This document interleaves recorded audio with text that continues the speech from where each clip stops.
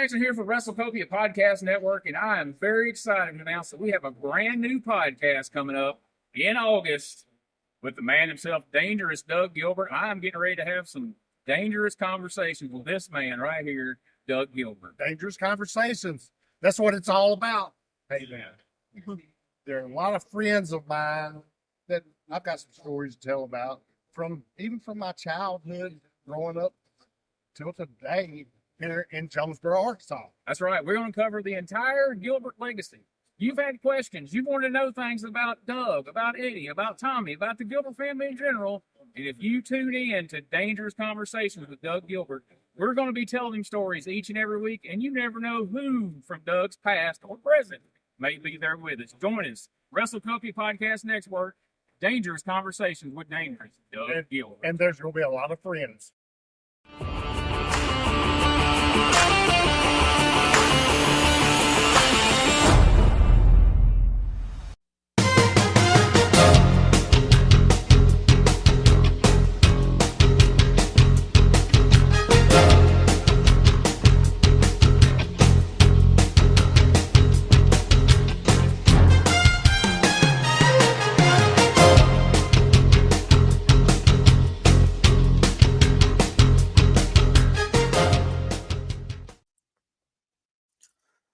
Hey, everybody. Welcome once again to the Retro Wrestling Review Podcast. I'm your host, Gene Jackson, and I'm excited to say that while we have had some really great guest co-hosts in the past few weeks, we've had a lot of fun. I'm very proud to welcome back my regular co-hosts, Josh Briley and Richard Mullikin of P3 Radio. There they are. Man, good to be back, It's Gene. been forever. I mean, you guys have taken off most of the months of June, I'm assuming, to celebrate Pride Month, but you guys are back with a vengeance. Hey, we gotta back our causes, man. Our causes. I only say that because we just spent a little bit of time getting some technical difficulties under control, and I could hear, and not necessarily see the guys, but I could hear audio coming through. And at one point, I guess they were trying to figure out video, and Josh said, Richard's trying to stretch me. I didn't know if he meant in the wrestling sense or what. Dude, he kept widening my angle here, and I was like, hell, stretch me out like the fat man at the fucking carnival. Like, just make me as wide as you can. I mean, my thing is we're shooting on the exact same webcam, exact same brand, exact same settings, and it looks like I am shooting this from the moon. Yeah, if you're watching the video cast right now, and if you're not, shame on you. Go to YouTube and check out the video cast, and you can see right now that while they have the same webcams, Josh looks to be in HD clarity, and Richard seems to be, on AOL in the 90s over here. I'm definitely doing something shady on this camera. That's what it looks like. You look like one of those fucking hostage videos. If you I'm expecting you're gonna get beheaded any minute now if we don't move on. If you see a camera like this pop up on your screen, chances are there's going to be a weird guy showing his penis in like 2 seconds. It's like a grainy penis. So yeah, guys, it's been a little while since the last time we saw you two. So let's bring you up to speed on a little bit of what you've missed since you've been gone. Mr. Perfect Kurt Hennig came to town in a failed attempt to take the King's Unified World title. Brian Christopher brought in Doink the Clown from the WWF, and they wreaked havoc in the studio on all the baby faces, as well as Corey Macklin also. Bruno Mania ran wild on the evil Howard Finkel. And after Brian brought in Doink the Clown and they were unsuccessful in a tag team match, Brian Christopher then brought in Lex Luger to flex for everybody. And rumor has it, he may just be back today. I don't know. We'll have to see how that turns out. Not to mention Josh's favorite, the Bruise Brothers and the Moondogs have swapped the USWA tag team titles nearly every single week since you guys have been gone. Those titles have changed hands. And speaking of theirs, brothers, they've continued to raise the stakes on their potential assault charges against poor Todd Johnson. Just upping the ante on the beatings they've been getting. It seems every week somehow Todd Johnson ends up involved in a Bruise Brothers match, and the beatings just keep getting more severe. I don't know what's going on there, but Miss Texas stripped Bert Prentice naked in a street fight before eventually losing to him in a boxing match. Hate you missed that. A guitar was broken on Jeff Jarrett, not by Jeff Jarrett. So things were a little different in 93 than they would come to be later on. Eddie and Doug Gilbert are currently feuding with each other. I'm guessing they showed up, took one look around the locker room and go, yeah, maybe we should just feud with ourselves. Plus, we saw some pretty fun rap videos teasing the impending arrival of JC Ice and Sir Wolfie D, PG-13. So is there any of that you guys would like to speak on or that you hate you missed? Honestly, man, it unlocked some core memories, dude, because I had kind of fallen out watching Memphis wrestling every Saturday morning by this point. And, you know how things are when you're a kid, like you just kind of bounce around from, I'll watch this, I'll do this, I'll do that. But my grandmother, she made it a point because she taped every Saturday morning show. I mean, that just something she did. I don't ever recall ever seeing her watch it back, but she had fucking tape after, just stacks of tape from just recording every show. And I remember she called me on the phone like a Saturday night after this 2 weeks ago on the show that we're at now. And she said, the WWF wrestlers are coming to Memphis. You need to start watching. And I went over her house that Sunday and I got the tape of when Doink made his appearance. And dude, I watched that over and over again. I loved all the pranks that he was playing. He got Lawler with the nanner peel and all that stuff and fucking with Corey. I absolutely loved it. And then I made sure I tuned in live, for this past week's episode, watching Saturday. And when Luger came out, my little 10-year-old mind just fucking flipped. I could not believe Lex Luger was gracing his presence in the, because the WCW, WWF guys, they had that mystique about them. It was like they were something, not that Memphis wrestlers, I don't want to be derogatory when I say they're something above Memphis wrestlers, but for the most part, it just seemed like they were on a higher plane. It's like, dude looked like an action figure walking through the curtain. Yep. And then he takes the jacket off and then Josh's pants tinted. Listen, knowing that he was even a heel, you hear that shriek of the women. Oh yeah. Even in the Channel 5 studio. So it brought me back, man. I loved reviewing those last 2 weeks. I've been saying that for a while that, we had seen, a lot of the WWF guys started out in, Memphis. So we had seen them there either, before their tenure. Steve Austin was in the studio at one time. Hulk Hogan was in the TV studio at one time. But Luger having been synonymous with WCW, it just felt weird seeing Lex Luger having had the run he had in WCW suddenly in the TV5 studio. I don't know. Something about that seemed just different to me. So I'm kind of glad that you kind of see that the same way. And I got to say, of everything we've done so far, the Doink episode is the most fun.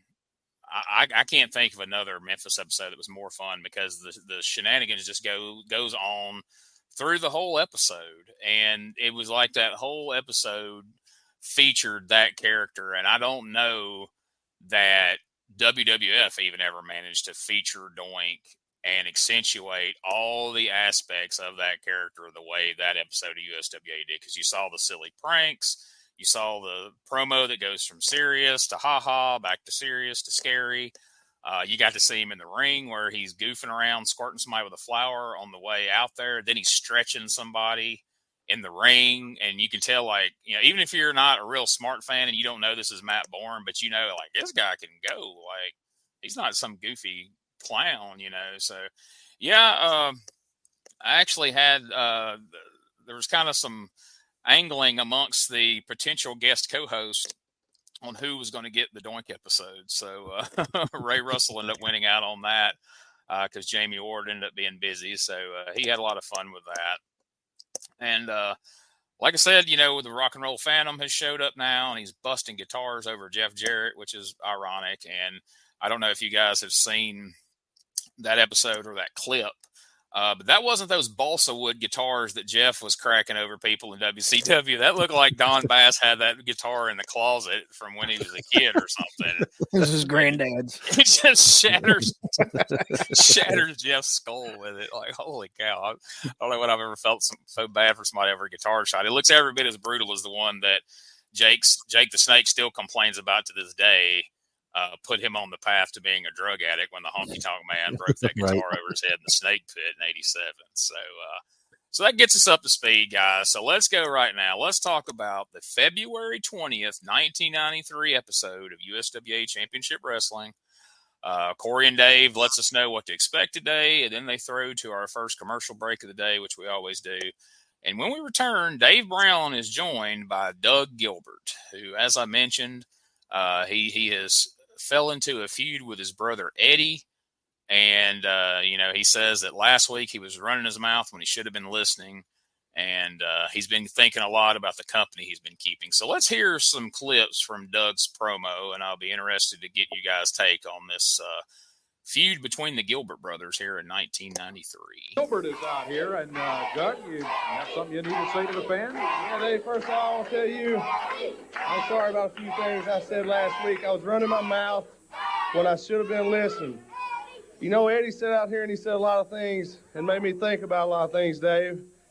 When I was young, I run around with a wild group of people, and he'd tell me, he said, Doug, if you don't watch what you're doing, you're going to get in trouble. Dave, I thought a lot about that. He tells me last week, he says, you need to watch what you're doing and everything. So I look back, I look who I'm running around with. Running around with the Harris brothers, which, everybody says they're a bad company. You run around with Bert Prentice and Mike Samples. Everybody says they're a bad company. You run around with Lex Luger and Brian Christopher. And Brian Christopher, all he does, he carries me with him because he's a punk. And when he gets in a fight, Dave, I'm the one that has to fight. But later on in the week, I did fight my brother, right, Dave? I wrestled him. But I did draw my fist back, and I hit him, Dave. You did. And I should never have done that.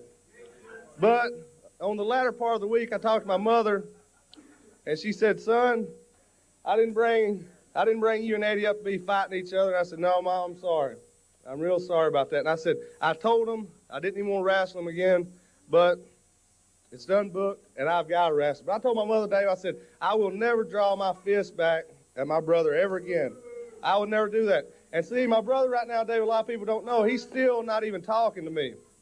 But that's why I asked you for a minute out here this morning, because I do want to tell him, Dave, he will always be my brother, and I do love him. Well, there's a word from Doug Gilbert. After his attitude last week, it's refreshing to hear the things that he had to say, not only to the fans but also to his brother. So if Eddie's listening, I hope. All right, so what do you guys take on the feud we've started here with Eddie and Doug Gilbert? I think the feud's going to be great because the Gilberts, you know what I mean, like Eddie and Doug. But I remember as a kid, and even now, I didn't believe any of that speech, because who amongst us hasn't had that uncle that shows up to Easter, picks a fight with one of his brothers, and then has to apologize to the grandmother, oh, we ain't gonna do that again. I ain't gonna ball my fist up and hit my brother anymore. I'm so sorry I ruined Easter. And then by Mother's Day, which is only like a month and a half away, it's happening again. You know what I mean? Yeah. It's like somebody cheats at wiffle ball and somebody throws a brick bat at them, and it's just chaos. It's just chaos. It's a Southern thing. You don't believe it when you hear people make comments that they say in the South, I'm not going to fight again. It doesn't matter. In the South, you're going to fight anybody if they make you mad enough. So, I mean, I just wasn't buying it as a kid. Josh? Yeah, man. It did sound sincere, and he has been, acting crazy with Eddie and stuff. And you figure, being a Southern gentleman, and he was probably raised right, he's not going to lie to his mama. So I believe him when he said, I will never draw my fist back at him. And I do love you, Eddie. I do believe all that. But around when was it? Was it around? No, this was before Owen and Brett, I guess. So, yeah, I was going to make a comparison, but it don't count because it was before. But yeah, I wanted It'll work to. it out. I wanted to believe Doug. I really did. Yeah. I thought, he's seen his error in his ways. I wanted to believe my Uncle Gerald. Just that's the way it soaks out. He believed it when he said it at Easter. It is true. But one or two natty lights, sometimes that contract looks null and void. All bets are off. Yeah. Yeah, I mean, it was a well-delivered promo by Doug Gilbert. At the same time, it's in the back of my head, I'm thinking Eddie Gilbert, one of his favorite go-to angles over the years. He did it with Tommy Rich. He did it with the Nightmares and Continental. It's the classic angle where there's a turn, and then the guy who did the other one wrong comes out and he apologizes, and he's seen the error of his ways. And then he ends up turning on them again. So I'm like, I don't know, Doug. I don't know if I'm going to buy this. But to their credit, it's not executed in quite the same way, because in those other two examples, it happened immediately on camera. They did the apology and they immediately turned on him. So Eddie's not out here. So right now, we just have to take Doug at his word. They got to wrestle. The match has already been signed. And Lord knows you can't unsign a match here in Memphis once it's happened. It's official. But he promises there's going to be a wrestling match. It's not going to be a fight. He's not going to raise his fist to him. So we shall see. But next up, we've got Josh's favorites. As we have documented here on the show, while you guys have been gone, it's come up a few times that my regular co-host, Josh Briley, is just not a fan of the Bruise Brothers. And last week's special guest co-host Brian Turner from Brian Turner's VHS Rehab brought up that he has court documents that he forwarded to me where one of the Harris brothers sued a Nashville plastic surgeon over what he called a botched tit job. I mean, I guess it was one of the Harris brothers got pec implants and it went awry. And he ended up suing the plastic surgeon, and that's why for a good while, one of the Harris brothers was always wearing a T-shirt. I told him, I was like, "Well, Josh will get a kick out of that if nothing else." Because those guys don't scream pec implant. You know what I mean? At no point. I never seen those guys being like just jacked to the gills or anywhere close to be like, I need some bigger pecs. Like, but this was on in their WCW era where they were a lot bigger, where they were like creative control or whatever. Yeah. So maybe one had been hitting the gym harder than the other, and he was just trying to match him or something. I haven't taken the time to read through this huge set of documents he sent me. But we are noting that they will go there if you let them. They'll take your ass to court. They will. So I probably should shut up. Yeah. Yeah. I was kind of letting that be known as a warning. Like, hey man, you might want to ease it up on these Harris brothers, because you might get served when you walk out of your house and you're like, you've been served by the Harris brothers. Brother. Hey man, your name ain't Josh Briley, is it? You got a town, brother. I'm gonna say no. You walk outside, you're like, what the hell's Mike Samples doing on my porch? And he's like, you've been served. Oh my God. That's another story, brother. So anyway, as the graphic comes up for our next match, it reads, I don't know if you guys caught this. I always pay attention to this for some reason, but it says that Ron and Don Harris versus Stingray Steve and Mark the Shark. And as I saw that, I could not wait to see Stingray Steve and Mark the Shark come through the curtain. Unfortunately, it was a tag team that they referred to as Steve and Glenn Richards, who were pretty vanilla compared to Stingray Steve and Mark the Shark, or at least what I pictured in my head when I read those two names. With those names, I see cartoon characters. I see the Coastal Connection. Yeah. Why couldn't that be the Coastal Connection? So I was like, here we go. This is fixing to get exciting right out of the jump. But then, now here comes Steve and Glenn Richards. And while you guys have been gone, and some people may start to get mad about this, I might start getting some hateful emails, but I haven't been showing a lot of Harris Brother clips because nothing against the guys. I don't have anything against them, but I mean, these matches are getting kind of redundant. They just beat the hell out of these poor enhancement guys every week. And, once you've seen that a few times, you don't need to see clips of it every week. So once again, I don't have any clips. Mike Samples got on the microphone and promises that next week we're going to see a bald Richard Lee right here on television because his hair is on the line this week. If you want to see a bald Richard Lee, look through that grainy picture on your screen there. Looking like committed federal crimes on this camera. You'll see a bald Richard Lee.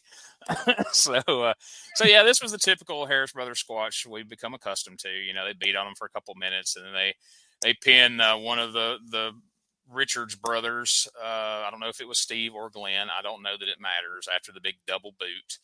After the match, the Harris brothers continued to beat down on these poor bastards until Eddie Marlin comes out and threatens Mike Samples with a fine. And this ended things in a hurry. Like, usually they don't really care about that, but he's like, I'm going to fine you. And Mike Samples is like, shut it down. Let's go.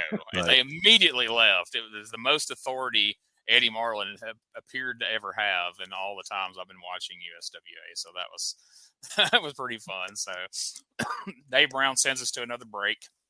And when we return, Bert Prentice leads the Southern Heavyweight Champion, Brian Christopher, out there, who lets us know that he's upset that last week when he brought Lex Luger out here in this studio, the studio audience didn't show him the proper respect. So today he has specific instructions on how they should treat him when Lex Luger makes his grand entrance.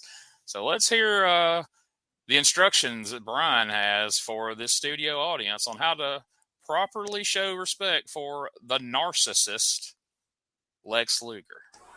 When I bring him out here, okay, what I want is, I want this section over here. I want this section. I want you to get down on your knees, and I want you to start doing like this. Don't hold your breath. I want this section to do that, and I want this section over here. I want you to all stand up and start giving him a standing ovation, okay? Then we're gonna see if you imbeciles can follow directions.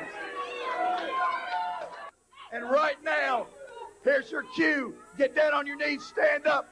Right now, I want to introduce the most perfect wrestler in the world today, the greatest man in the world today, the narcissist himself, Lex Luger. Stand up. I don't see anybody standing. Here is Lex Luger.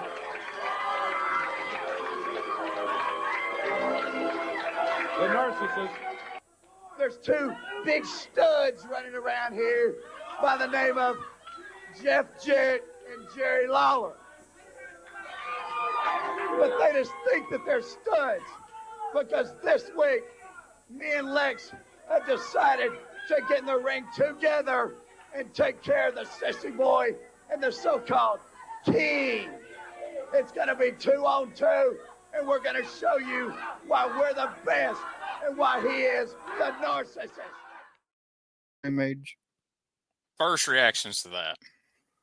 Well, I know Josh was excited. I mean, because as much as he talked this man up, you would have thought Josh would have went out there with some baby oil and helped oil down those biceps. But yeah, I mean, that's a big moment, you know. Lex Luger, I was a huge fan of Lex Luger when I was a kid, you know.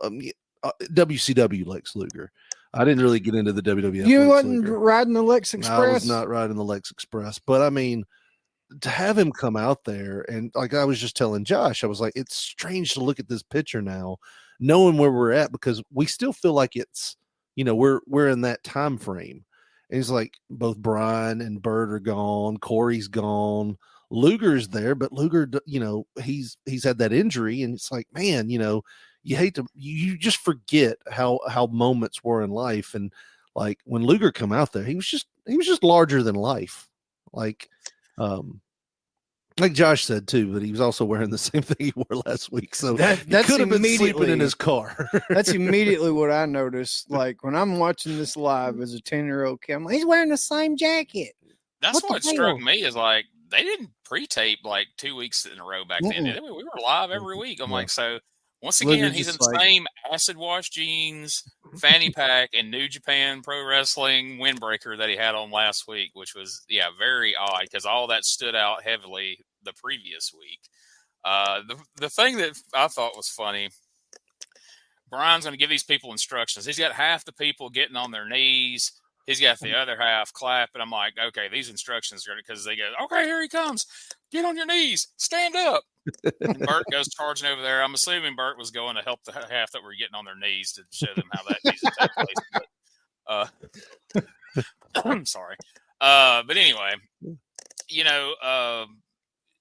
Brian did a great job. I said this to the guys last week when we talked about, Luger's last appearance. Like, it's a wonder Brian didn't get himself a job going to the WWF to help hype Lex Luger because, man, he put him over huge last week. He put him over huge this week. And, and Bobby Heenan was a great manager for him. But if he just had Brian there as a hype man, behind him and, pumping him up, like, he did an excellent job here playing Luger's right-hand man. So, I thought this was a lot of fun. I don't think, correct me if you guys have heard, I don't think I've ever heard anyone refer to Jerry Lawler and Jeff Jarrett as studs before until Brian Christopher said it in this promo.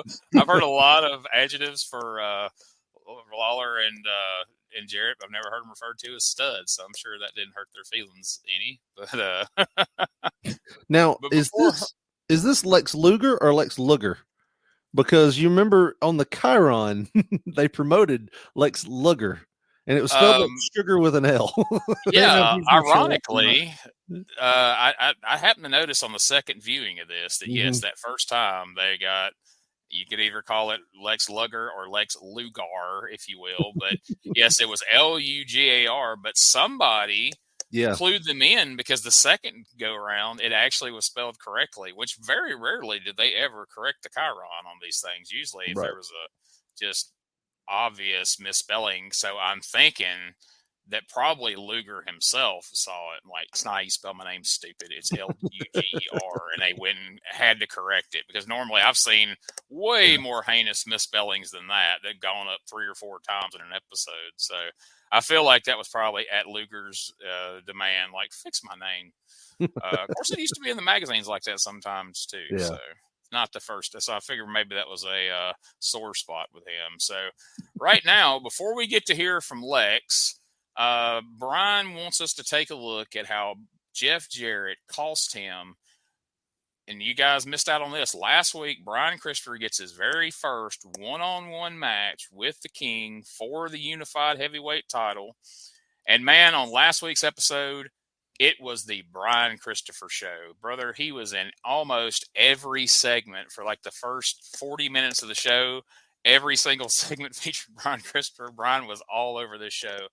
But he cut a promo saying how he was going to be the new king, that, Lawler was past his prime. It was time for him to step aside and let the new king take hold, which is kind of ironic thinking about this in 93, because Lawler was still wrestling, if bless his heart, if his health wasn't in the shape it's in now, I think Lawler would still be out there not putting people over to this very day. But let's take a look at highlights and see how Jeff Jarrett cost Brian Christopher his unified championship match. And that Jeff Jarrett really, really makes me mad because he is the one that cost me the World Unified title. I guess you ain't got the tape of where Jeff Jarrett came down there and screwed me out of the belt. I had the belt won, I would have been the world champion. Well, as a matter of fact, we do have that videotape, and I want to talk to Lex. You got it? But you want to watch the videotape? Let's watch the videotape right here. Show that. You stay right there. Christopher grabs referee Paul Neighbors and shoves Paul into the turnbuckles over there. Goes out to Lawler. Kicks him right in the midsection and nail it away on the King. Series of rights from Christopher. Another right hand from Brian Christopher. Nail it away on Jerry Lawler. Look at Lawler. Plays Christopher out. Right hand from Lawler, and Christopher grabs referee Paul Neighbors from the King. Comes off the ropes again, and Prentice trips the king up. Brian Christopher dropped one at elbow. Paul dropped the king, it looks like. Here comes Jeff Jarrett, though. Jeff's got that good talk. Lawler rolls Christopher up. He got it. 1, 2, 3. 24 minutes and 32 seconds. The king, Jerry Lawler, retains the unified world heavyweight title in 24. Well, you see what I'm talking about? Jeff Jarrett had to come down there, and he cost me the world belt. He cost me the world belt. He didn't touch you. I want to. Jeff, I've heard enough. I want to. Jeff Jarrett, that guitar.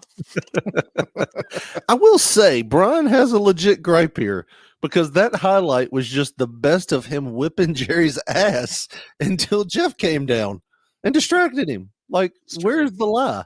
To quote CM Punk, tell me when I start telling lies. And all of that sounded true. I mean, now Jeff's going to come out later on and really say what really happened, and he has a point. Yeah. Also, I don't focus on tights. I don't try not to focus on the gear and stuff. But whoever made Lawler and Brian's gear definitely got like a 2-for-1 at like Michael's or wherever he brought the fabric from, because it was the same color and the same like material as his trunks were as Brian's tights, that purple. It was the same color, which is odd. And both of them have so many things that compare the gears. Like, why would y'all wear that against each other in the same night? Like, because at this point, they haven't even alluded to the fact that Brian is Jerry Lawler's son. I mean, Lawler made a couple of cracks in his promos about, I'm going to whip you like you should have got a long time ago, and kind of like a half-ass wink to the camera, but not enough that if you didn't know, you wouldn't know. But I can see if they were tagging together, then that gear would have made sense. But against each other, I thought the same thing you did. Like, I wouldn't have wore this tonight in the same match when you guys are against each other. And clearly somebody made both sets of gear out of the same material. But they got them on the same day, and they're like, we're wearing them. We're wearing them tonight. This is all we got. We didn't bring our real gear. But yeah, apparently nobody's clued Jeff Jarrett in on the whole balsa wood guitar. He comes out here rocking an electric guitar, which would have ended Brian's life. Yeah. You should see the head flatten and his brain matter go everywhere. Oh my God. Brian would have been in a wheelchair like Dr. Troy Graham for the next. Now I can see Jake's gripe if fucking Honky hit him with one like that on the snake. Yeah, damn. Like, smoke some more crack, Jake, because that would have been rough. Definitely would have been rough. The old electric guitar today. I just got tickled how Corey said, "Oh, guitar." All right. So without any further ado, because I know how much you guys hate to do, let's hear from the Narcissist, WWF superstar, former WCW World Champion, Lex Luger. Brian, I think I can sum all this up for everybody right here and everybody out there. The odds have been evened up and then some. You have nothing to worry about anymore.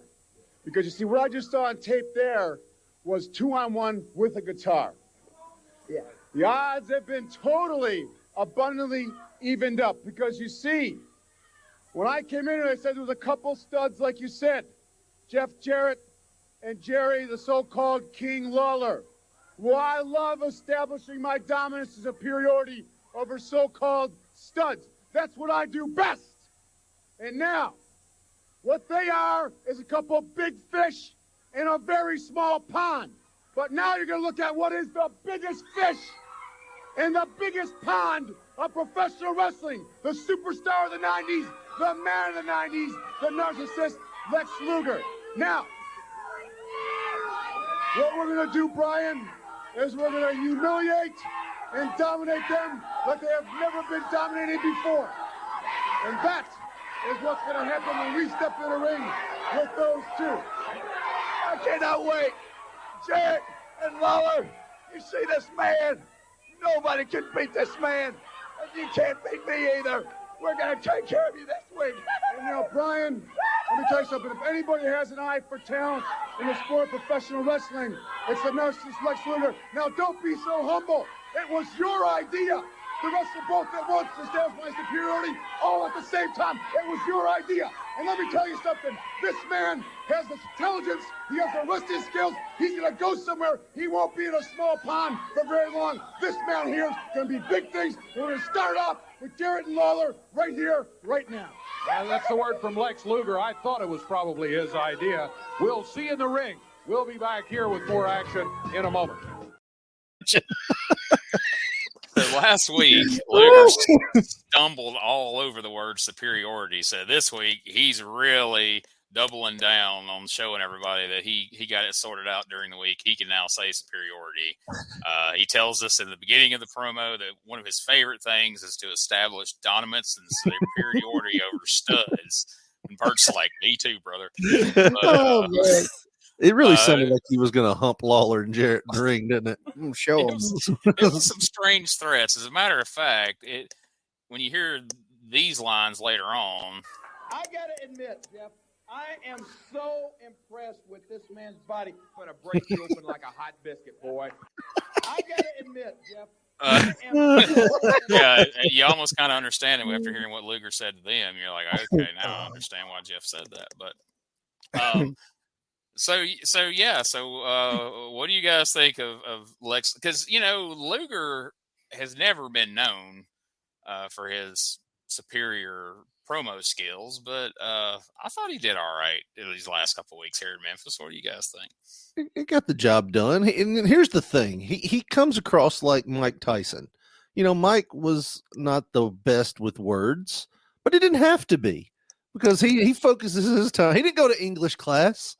He went to whip people's ass, and that's what Luger did. So I think Luger got a bad rap, and I think I've heard Cornette speak on this before too. If you were to throw Luger into today's talent, God, he's going to look like a man amongst boys because of his size, and he's not as bad. I mean, none of that was written for him. You know what I mean? They probably give him bullet points. So if you look at it that way, it's like, yeah, he did great. For what and once he takes that jacket off, what does he even have to say? I mean, just take the jacket off. Like, all right, what are we doing? Should have heard. That was pretty rude of those people in the studio audience to chant steroids at him. Yeah, I thought. Josh gasped like he saw as the love of his life. I was good God. See that collar? I'm sure Bert did too. Like, oh my goodness. And Josh's breathing changed when that jacket came off. Well, Josh did tell us that's his favorite manager, and I thought that kind of revealed some things to us, probably. But but no, Luger was quite impressive here. But I tell you something that once he pointed it out, I remember it, and now I can't unsee it every time I see a Luger promo. And he did it worse last week than he did this week. But Shivani pointed out on his podcast and he's done it in every promo he's ever done in his life. And of course he does it here. He takes it across. Like he's putting some kind of spell on him. It's so funny. And I dare you to find a Lex Luger promo where he doesn't do it. I mean, multiple times usually, but at least a couple of times. And he certainly came through with it here, which is cracks me up. But anyway, let's go ahead and take our first podcast commercial break. And when we return, we're going to see our favorite enhancement guy, Mr. Clyde, in action.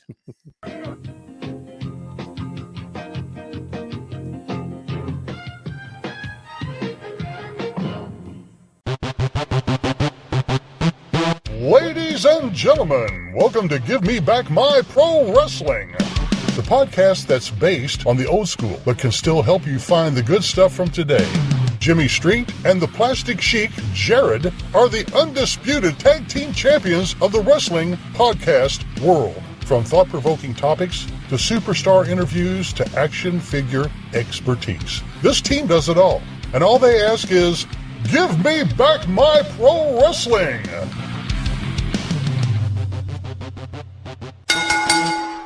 Every other Thursday, wherever you listen to podcasts.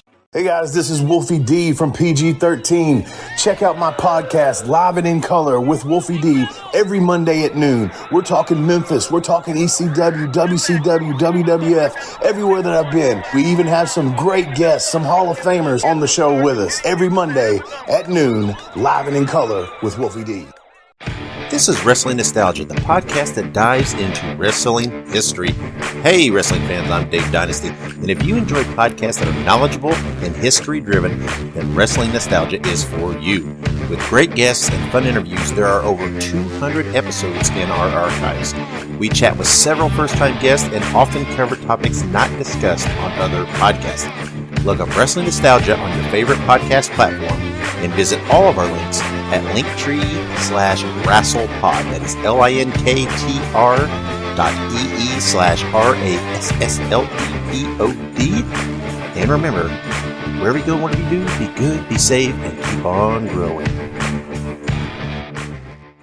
All right, you hear a word from our great sponsors. And, you know, guys, so like I said, I mentioned, we're going to see Mr. Clyde in action, and he's going to be taking on Hot Stuff Eddie Gilbert. And despite the fact that I saw Eddie Gilbert wrestle as a face in, Jim Crockett Promotions back in the day, it still feels very weird seeing Eddie as a babyface here in Memphis, coming out in the studio and getting cheered and waving to fans and, high-fiving them. Is it just me, or does that feel a little off to you guys as well? Never, ever, ever trust Hot Stuff Eddie Gilbert. I learned that really quick. And dude, Lawler had to get hit by a car from the son of a bitch. I mean, like, that should show you right there what he's willing to do. You can't trust him. Man, that's one of my favorite stories in wrestling history, is the whole story and the build up to Eddie and Doug running over Lawler with the car in the parking lot. Eddie Gilbert did what many consider to be the very first shoot interview in history with Bob Barnett back in the day. And if you've never seen it, it's on YouTube. You can Google, you can search on YouTube Eddie Gilbert shoot interview. And it looks like Richard's camera right now. Yeah, it looks like where Richard's at right now. It's a dark hotel room. In the beginning, they try to light it, and the lamp keeps dying. They finally just say, screw it, and just go with it. Fun fact about that interview, that was shot here in Jackson, Tennessee during our notorious 94 ice storm. It was in February. I did not know that. He says that in that interview. That is a fun fact. I forgot about that. But Eddie tells the story, from beginning to end in that interview. When I was working on a book about Eddie Gilbert, I talked to numerous people who were there that day about it. I've heard Doug Gilbert's version, and we'll talk a little bit more about this at the end of the program today. But I'm going to be talking to Doug Gilbert about a lot of stuff pretty soon, and that is definitely one of the stories I want him to recount. Because my favorite part of Eddie telling that story in that shoot interview is when he says he jams on the gas. It wasn't his car, so the car takes off quicker than he expects. Lawler rolls off the side of the windshield and hits the ground. They stop at the edge of the drive there, right there at Union Avenue. Doug looks back and Eddie goes, "Is he okay?" And Doug says, "I think you killed him." And Eddie wheels out. Eddie wheels out of the parking lot full speed. But yeah, the fact that they borrowed Brian Lee's car, which was a borrowed car, to do that angle and ended up busting the windshield out.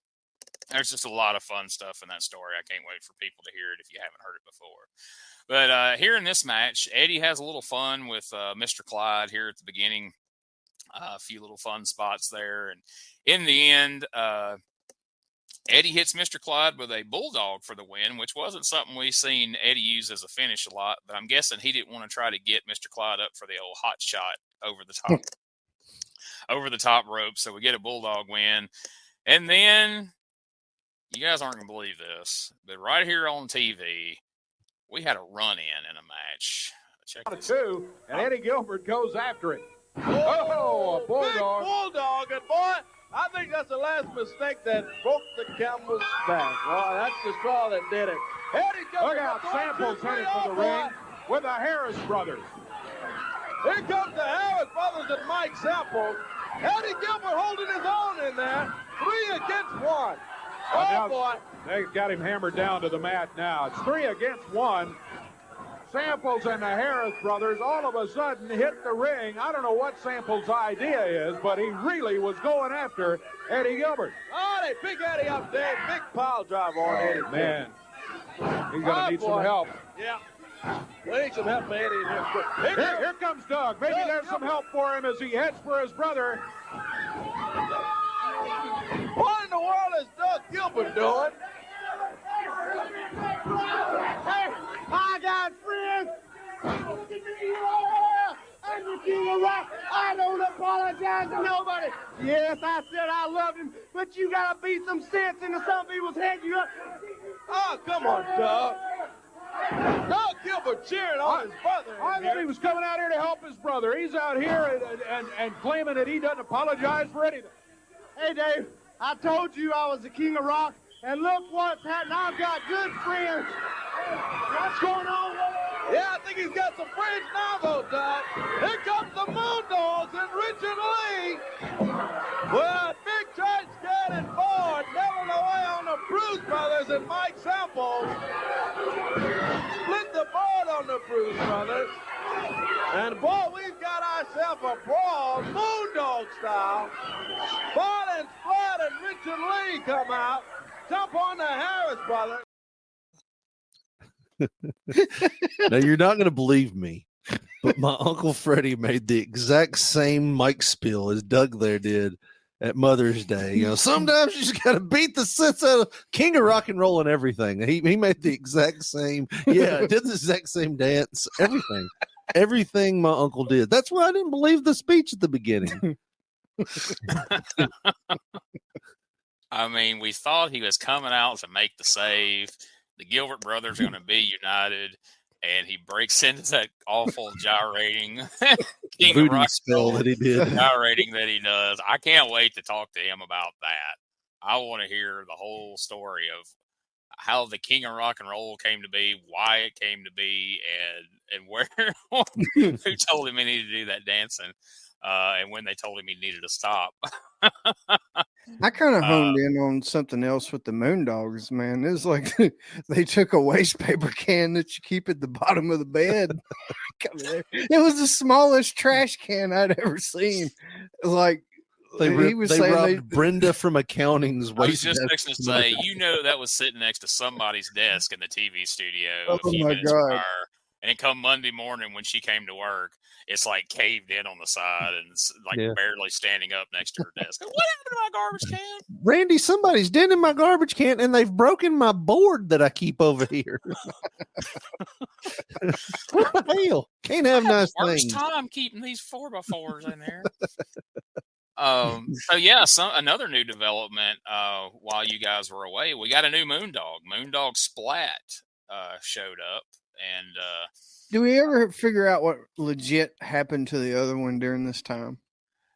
From all the research that I've been able to do, he did legit get injured, and wasn't going to be able to wrestle for a while. Apparently, he was a mechanic from Nashville.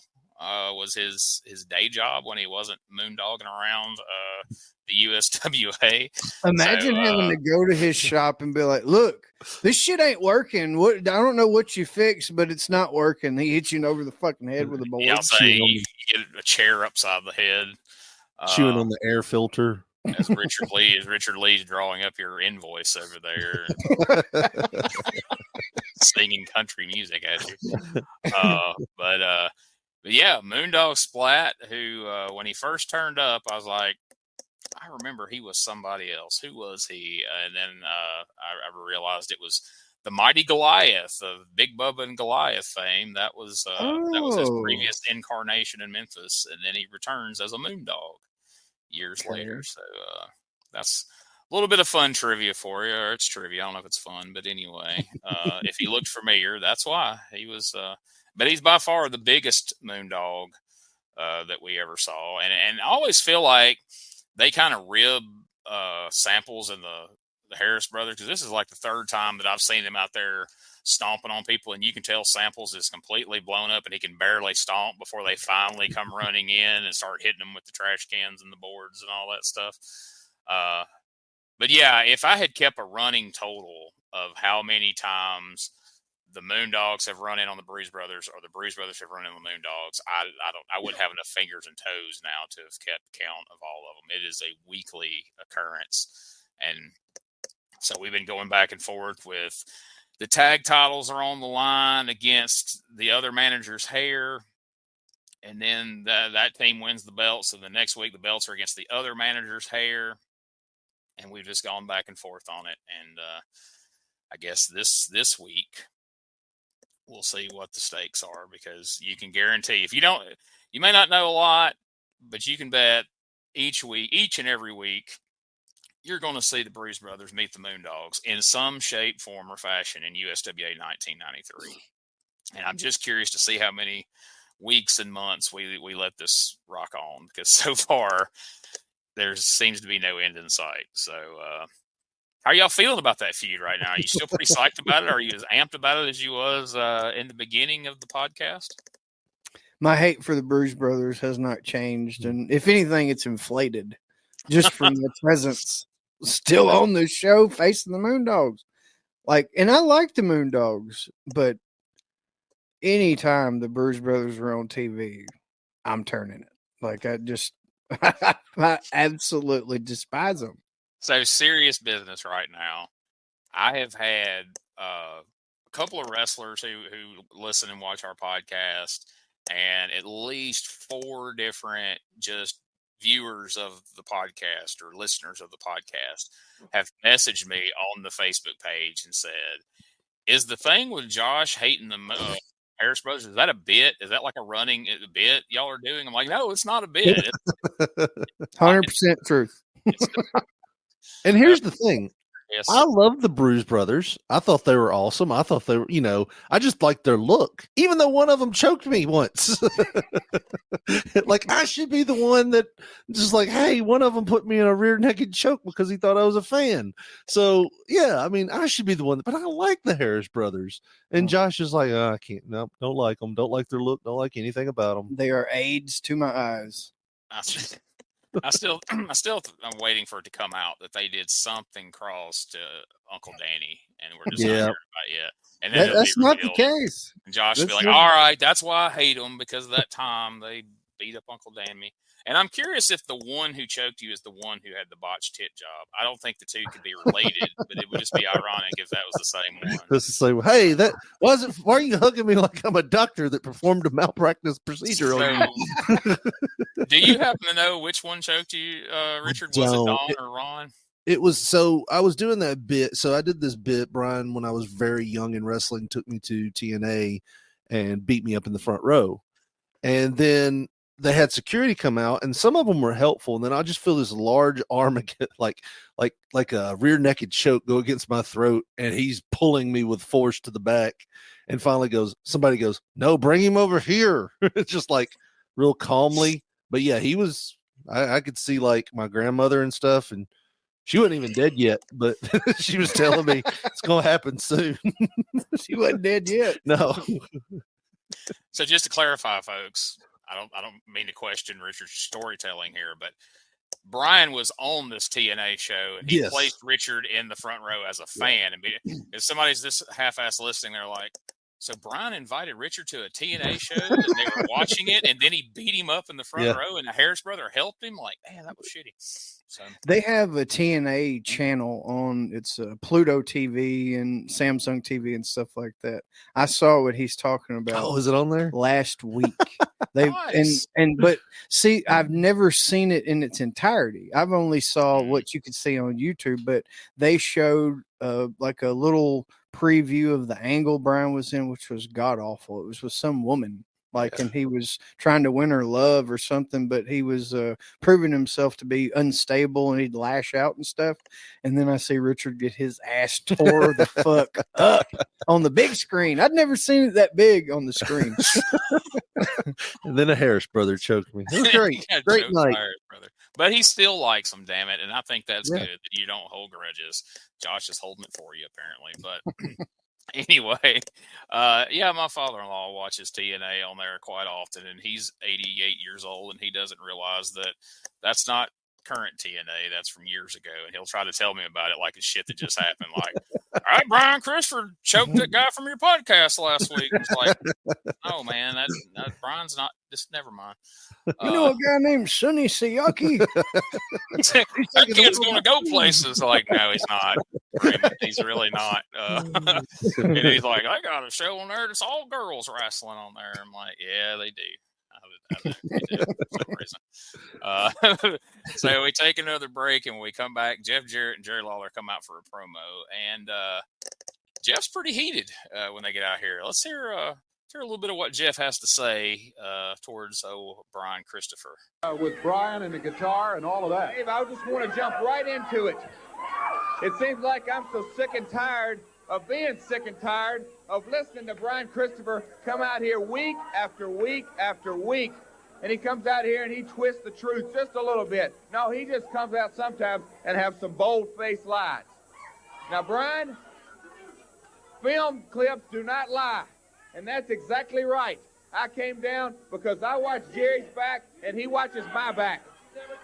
That's exactly right, Brian. I never interfered in the match and I never got in the ring, and you got your shoulders pinned 1, 2, 3. Me and Jerry are a tag team and we'll remain a tag team. But Brian Christopher, it seems real. That's right. Brian Christopher, it seems real convenient that I guess the USWA doesn't have the film clip of what happened earlier in the night when I was wrestling the Rock and Roll Phantom. Now, you came down. That's right. We do have it, hold on just a second. Brian Christopher, you came down in the ring with you. It wasn't a wooden guitar. It was a metal guitar. And if Jerry would have been 5 or maybe 10 seconds late, no, I might have been permanently injured, or you would have tried to put me in the hospital. And that was your intention, and I'm sure of that. But Jerry came down there, and he got the guitar, and that's how I ended up with it. Now, you say you do have the tape? Yeah, we do have it. You well, want to that's look good. at it? Brian Christopher, film clips do not lie. Take a look, pal. So Jeff, he just shuts Dave Brown down. He's like, hold on. Shut the fuck up, Dave. I'm gonna narrate this. You ain't got I love how everyone just assumes that the TV company doesn't have the film. There's Like no both... way in hell y'all have a clip of this. Actually, we tend to keep all that. Oh shit, let's see it. Yeah. So we're going to see a clip of what Jeff Jarrett's so mad about. But the main reason I want to show this clip is because I want the two of you to see what Bert Prentice and the Rock and Roll Phantom are up to before every match the Phantom wrestles on in the arenas and the spot shows. This is what they do. And I've heard, and read in his book, this is some of Bert Prentice's favorite stuff he's ever done. And you can tell old Don Bass is having a good time too. And then after that part of the clip, we'll see why Jeff Jarrett is so pissed off. And I don't know if you guys know this, but if there's one thing you shouldn't do, don't piss him off. You should probably put that on a shirt or something, right? Yeah. Of course.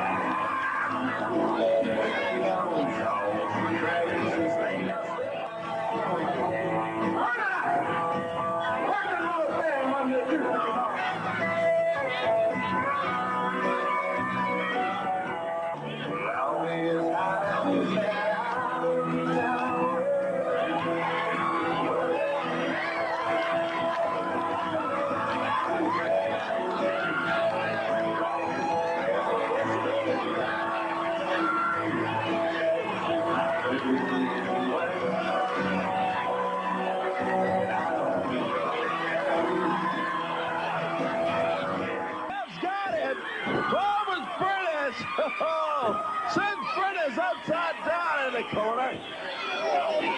Goes out to Rock and Roll Phantom. Slams him into the corner. Now there's Jarrett. Runs him to the other side and slams the Phantom.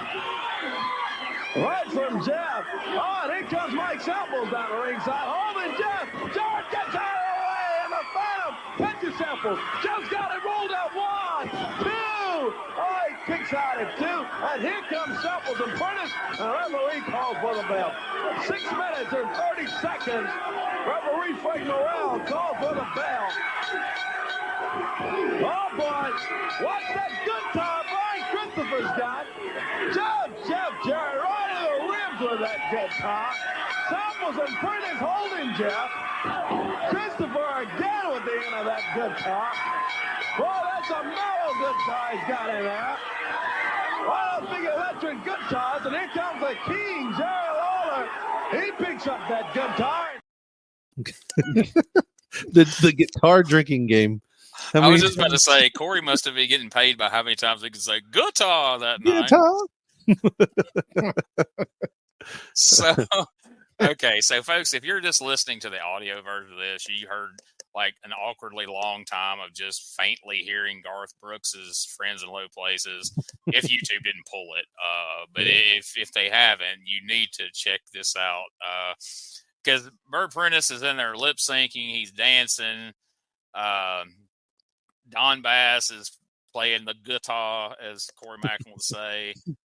Last week, they went as far as to have Mike Samples holding a microphone up to the Rock and Roll Phantom as he lip synced while faking playing the guitar while Bert was lip syncing. And I mean, I think you can have all this wrestling shit. That's what Bert out there lip syncing and dancing and all that. That's what I'm sure he had more fun doing that than any of this other wrestling business out there. I mean, look at these two. I mean, he's getting after it, son. Oh man, Josh was popping big over here for it. Dude, you could tell he had so much fun. Like that's me on a big wheel going down a hill at 4 years old. Just the most, you could see it in his face. He was in fucking heaven, man. Oh yeah, it's fun stuff. And from what I hear, like the whole time the Rock and Roll Phantom existed, that's what they did, whether it was, a spot show in West Point, Mississippi in front of 50 people or at the Mid-South Coliseum. They would go lip sync there a whole, Billy Ray Cyrus or Garth Brooks or whoever, and he'd put on a whole show and sometimes more than one song. So that's hilarious to me. And so there you see, Jeff was about to pin the Rock and Roll Phantom, of course. Samples and Prentice hit the ring, and then Brian comes down and gets the guitar, and he's about to get up on the second rope and murder Jeff Jarrett, and Jerry Lawler makes the save. So now we'll go back to Jeff and Jerry Lawler, and they have a few more words to say. Lawler. We'll start this off with, like I say, a pretty hilarious line in my opinion, from Jeff, if you taken out of context. And then we have a pretty fun exchange where Lawler invites Luger out here, and basically, shows everybody for a few minutes here how Luger is completely superior to him and Jarrett in every way. But it's pretty fun because, I mean, I'm sure he told Luger, "Hey, we're going to call you out here," but I don't think Luger knew exactly what all was going to happen. Because when Lawler pulls out this measuring tape, Luger, you can tell, is genuinely amused by most of this. So let's take a look at this real quick. When I do, I'm going to break you open like a hot biscuit, boy, and I can't wait for Monday night. How tall are you, really, Lex? How tall are you? Around 6'5". 6'5". Yeah. I'm 6 foot tall, and I thought that was pretty tall, but you are tall. And you say face to face, but I mean, I can't really look. I mean, if I looked you straight, I'm just like look at your neck or something there, like. And I'm serious. I just want you to one time. I mean, because let's face it. Look at this. I'm almost embarrassed to be standing here next to this guy because look at that impressive physique. That is the most impressive looking physique that I believe I've ever seen in professional wrestling. Look at this. Look at the massive chest. Matter of fact, can you do that? Look, I don't want to do it because it's embarrassing, but I mean, look at that. Lex, how big do you think those biceps are? I really don't have any idea. Everything I have is just phenomenal. It is phenomenal. Wait a minute. I don't need a tape measure. Hang on just a second. Look, I just happen to have a tape measure right here. Do the muscle again. No, it's not a trick. Do the muscle. Do it up. Do it big. Holy mackerel, wait a minute. That is 21.5 inches around his bicep. Don't measure mine, please. Can you do like how you guys do with the big chest and everything? Can you do Like a lat spread? what's it called? A lat spread? A lat spread. Lat spread. Make it like you make your chest real big. Well, wait a minute. Here. Hang on a second. Watch out, watch out. Wait. Get up here. Is that only a 60-inch tape? Yeah. Let not go around. It is 57 inches. 57 inches around his chest. I got to admit, Jeff, I am so impressed with this man's body. This is truly a perfect body. And, you know, there's not a flaw or blemish on it, is it? He is truly impressed with this man's body. But I mean, you can see his face right there. He's not lying. He definitely is. Corey looks unimpressed there for a minute. He looks. I mean, here's that clip there, but here's the question: Do you look at a man that keeps a tape measure in his tights like you do if you happen to wander into your friend's house and there's a ruler in his bathroom? It's like it's the same thing, right? It does seem a bit suspect. I'm Luger. You trying to trick me, ain't you? Yeah. Yeah, because Brian's over hollering, it's a trick, it's a trick. And so after what we saw there, Lawler steps away and shows a highlight reel of him throwing fireballs at people, numerous people throughout the years, which I'm guessing is probably a pretty foreign concept to Luger. I mean, other than Gilbert threw a fireball at a Clash of the Champions one time in like 89, but otherwise we weren't throwing a lot of fireballs over in WCW. So I'm sure he's wondering what the hell he's got himself into as he sees that clip. The greatest part about that was Jerry Lawler's like, we can't out wrestle you, we can't out strength you, but we're going to commit a felony to get you down to our. Like he could have just basically said, hey, watch yourself because we're going to slit your throat or shoot you. It's the same thing. We're going to use a weapon against you. And then, I almost of course, feel like maybe it's addressing what fans already assumed was like, all right, well, you know, these guys can't beat this big WWF superstar. So it's like, no, we're not going to try to beat him. Just come see me burn his ass. You know, Monday night. See his perfect body get scarred up Monday night. Well, how about that? So, Brian's reaction to it was great, though. It comes back and they're going to burn you, Lex. They're going to burn you. It's like, whoa, like that's awesome. Like Brian was selling it more than Lex was. Yeah, I should have grabbed a clip of that. One little thing in there, I don't know if you noticed this. When Lawler took the measurement of the lat spread, he makes a sound. He goes, and he sounded like Brian. It sounded just like Brian's laugh. I don't know if anything gave him away as Lawler's or as Brian's dad more than him having that exact same sound come out of him at the side of the tape measure. You know, Luger's reaction to it, though, it did pop me whenever I was rewatching it because I forgot that he had said this, but they said, you know, Brian's like, they're going to burn you, Lex, and blah, blah, blah. And he said, that's not going to happen. If anybody tries to do that to me, they're dead men. And then the camera cuts. So I'm like, damn. All right. Lex ain't playing no bullshit. Yeah, I feel like body, like when he came through that curtain, like, I don't know what y'all got planned for Monday night, but no, we're not doing that bullshit. Especially since the clips of all the fireballs look like tragedies. Like, oh, yeah, they stay hooked on them. Yeah, like he threw one and it like burned the Leatherface guy, like caught his smock on fire and stuff. On fire, literally.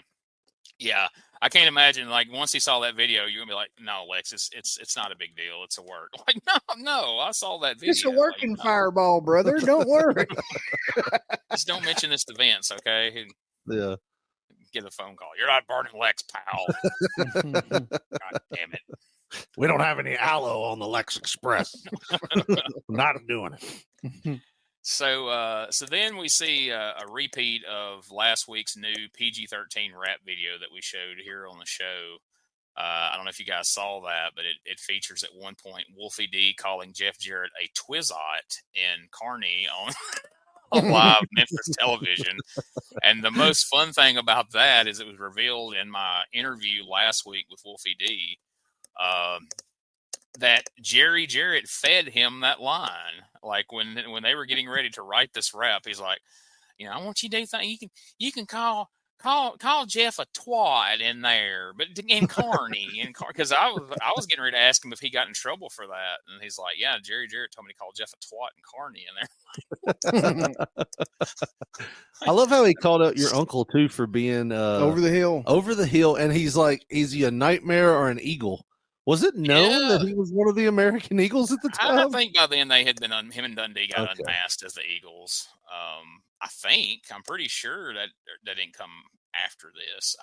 I see so much of this stuff out of order. I forget what came before what. I'm thinking that they got unmasked as the Eagles before Bill left to go to WCW. I'm pretty sure. I know for sure going into the Halloween season of this same year in '93, though, they had like a bunch of matches, American Eagles versus PG-13. So like maybe they were hoping everybody forgot. I don't know. Yeah, well, I'm sure Uncle Danny didn't love getting called over the hill, but Wolfie was very, if you hadn't heard or seen that interview yet, it was last week's episode as this airs. Wolfie was very complimentary of Danny Davis and how much he helped those guys and how much they learned from him about working, tag team matches and just working in general. We dug really deep into the origins of PG-13 and the beginnings of them coming into USWA. So if you haven't checked that out yet, make sure you check it out. Great interview. Wolfie's such a good guy, and he really got into it and let us know all the ins and outs of how PG-13 came to be, and we talked about a lot of fun stuff. So if you missed that one, make sure you check it out. And then we hear about Monday night's card is being referred to as the night of 29 stars, followed by an annoying promo that ends up running 2 or 3 more times in the final quarter of the show here. What a random 29 of them. And I might be wrong. Was that not Uncle Danny doing the voiceover? No. It sounded like him, that voice. It's the not. night of 29. There's a production guy that worked for Memphis for I think a long time. It's that guy. Okay. But my thought was like, nobody's going to count them. Y'all couldn't have just either shoehorned one more or just said 30. Yeah. Like, why 29? Yeah. Like, I would have said 30. Make it a nice even number. But the night of 29 stars. Like, it's probably really all right, guys. If it was only 28 stars, I'm staying home. But if they got 29, we got to see this shit. Let's go. And half of those stars were probably just duplicates that wore masks for another match. Anyways. Oh, for sure. Most definitely. I mean, I'm sure Mr. Clyde probably played more than one of them. If I had to guess. But so her next match, we got Jeff Jarrett taking on Reggie B. Fine. Fun little match between these two. Ends with a flying crossbody. I guess Reggie didn't want to try to take the leaping DDT, or they knew that Richard was coming back this week and make fun of it. I don't know. We didn't get the leaping DDT this week, and that's a shame. But anyway, we see it. We didn't have. I didn't get any clips of that match because it's a pretty standard match. We'll be seeing a lot more Reggie B. Fine in the future, and we've seen quite a bit of Jeff Jarrett so far. But what we did get to see immediately following is another of the night of 29 stars promos. This time with commentary. Yeah, this time we name the 29 stars, or at least a good chunk of them, as many of them as we could give names to so far. It felt like sometimes, though, they were getting lost on who the stars were. Like yeah. Lauren, they would pop up and they would look at each other like, I don't know who that is, Dave. Was that the Rock and Roll Phantom? I can't see from guy this in side. the zebra pants, guy who plays the guitar,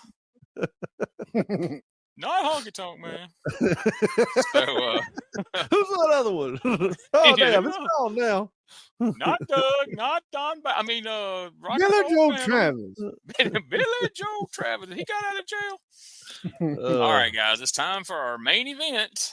We're going to go to a well we've gone to before recently. We're going to see Jerry the King Lawler taking on Jeff Gaylord. I know you guys are psyched for that, right?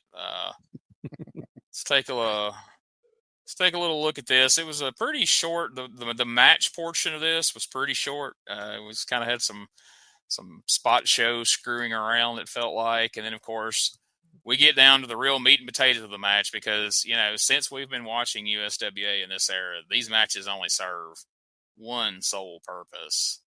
We got to have a run-in, guys. I think Bert Prentice thought Lawler had a hold to him over there. Gaylord grabbed him by his jacket then. Prentice got his stammer.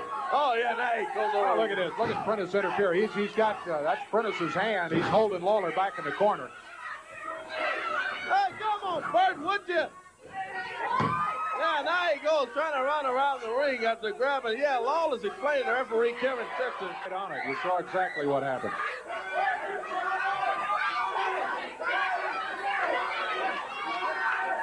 Lawler, he said he saw Brian Christopher over by the curtain. I see the curtain moving. Yeah. Back to action here. Oh, look out. In the ring it is Brian Christopher. Whoa! Yeah, but, oh, boy. Well, Christopher kind of stunned at Lawler. So it goes in. He gets out of the way, and Christopher catches Gaylord. And Lawler nails away on Christopher. Look out, King. Gaylord drops down, double right hand. Prentice is holding the referee over in the corner to keep him out of the action, to try to keep him from separating everything. Yeah, here comes help, though. Jeff Jarrett pumps in. Help the King out. While Prentice has got referee Kevin Christian holding on to Kevin over here. Jeff Jarrett slamming away on Christopher and Gaylord, and boy, they get out of there. That's what kind of tag team you got as Jeff Jarrett arrives. Brian Christopher, Jeff Gaylord, and Prentice leave. Look out, here comes Lex Luger. Here's Eddie Marlin getting in between them. We better take a break before something gets started here. We'll be back. Lex taking a shit late to the party. Yes. He was old as fuck when he came out there, though.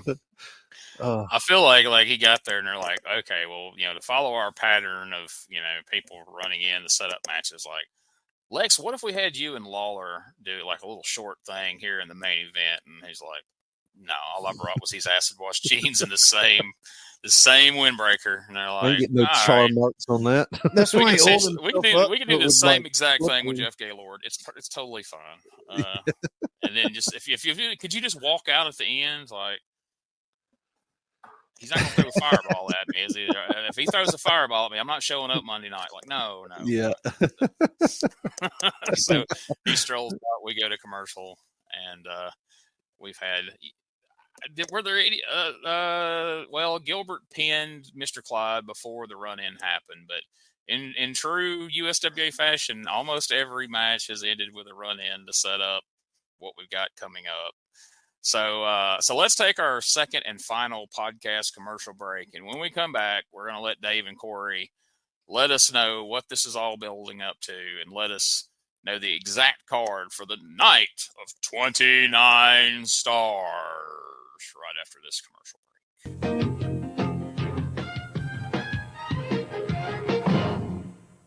Hey guys, Ray Russell here, curator of the WrestleCopia Podcast Network, inviting you guys to listen to many of the programs here as part of the WrestleCopia brand, including, but not limited to, the Wrestling Memory Grenade, currently covering the 1988 and the WWF project.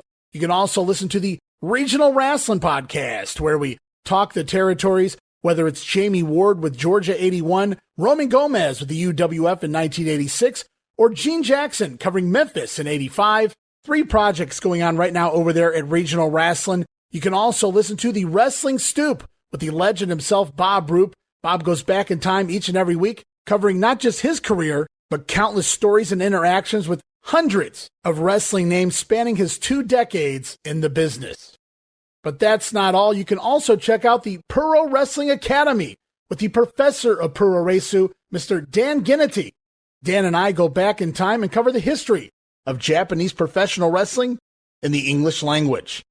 And you can listen to all of those shows and more, all part of the WrestleCopia Podcast Network, located over at WrestleCopia.com. That's WrestleCopia.com, and anywhere your podcast streaming needs are met, from Apple to Spotify, Pocket Cast, and beyond. And while you're at it, why not subscribe to our social media guys for all the latest goings on here at the WrestleCopia Podcast Network. Plus, I'm constantly adding old school video clips and pictures from throughout wrestling history. You can follow us over on X, formerly Twitter, at Wrestling Grenade. That's at RASSLIN Grenade. Also, follow and like me, Facebook.com/Wrestling Grenade. And why not subscribe to YouTube.com/Wrestling Grenade. So if you're looking to support that next up and coming podcast brand, please consider making it WrestleCopia. All right. We hear from our friend Ray Russell about WrestleCopia. We're proud to be a part of WrestleCopia. And let's hear now what this has all been building up to, what the card's going to be based on everything we've seen here today for Monday night at the Mid-South Coliseum. 29 stars. Opening match, the Night Stalker will be going against Scott Campione in the opener. Following that, you got Leslie Bellinger going against Regina Hale. Should be a good one there. Aaron Hatchett will take on one of the Masters of Terror in a single match. Ms. Texas will be there. She'll be going against Candy Kane. Then PG-13, as we talked a little bit earlier, that team that turned out to be a little bit surprising. They've got some moves, as Corey pointed out. They got an attitude, though. They'll be going against Danny Davis and his partner Chris Michaels in tag team action. Jeff Gaylord will climb into the ring. The Missouri Tiger, you just saw him against Lawler. By the way, Lawler technically won that match. Yeah. The interference by Christopher, the referee disqualified Gaylord, so Lawler gets the win. But Gaylord will be stepping in against Dr. Tom Pritchard. That should be a great match to see. Yes, sir. Monday night at the Coliseum during the night of 29 stars. The Rock and Roll Phantom will bring the guitar and Bert Prentice to ringside. The only thing I can hope is that we would be spared with that alleged concert of Bert Prentice and Rock and Roll Phantom, but I doubt it, knowing Prentice. If you can put up with a concert, get ready, because the Dutchman, Dirty Dutch Mantell out of Oil Trough, Texas, will be there, and he will be taking care of business, I guarantee you, as he steps in against the Rock and Roll Phantom.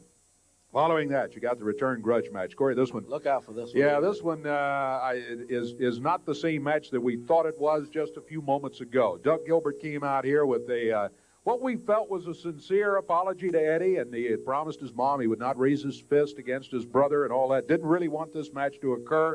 And then comes out here and eggs on the Harris brothers and all of that as they jump Eddie Gilbert, and 3 against 1 at one point beat him up here in the ring. Eddie will be looking to get even with Doug Gilbert in this return grudge match Monday night at the Coliseum. Richard Lee's hair is going to be on the line. They'll have folks right there at ringside ready to cut the hair if the Moondogs lose it.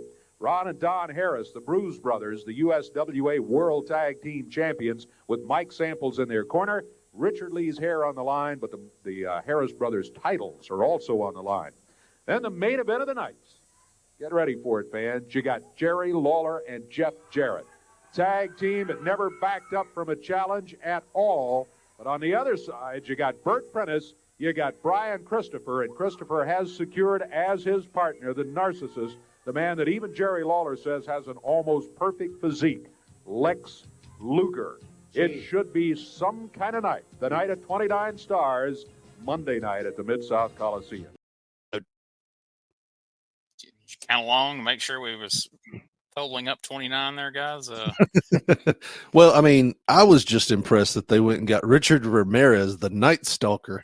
Somehow they paroled that man to get him there, and I guess they were cashing in on that Night Stalker fame.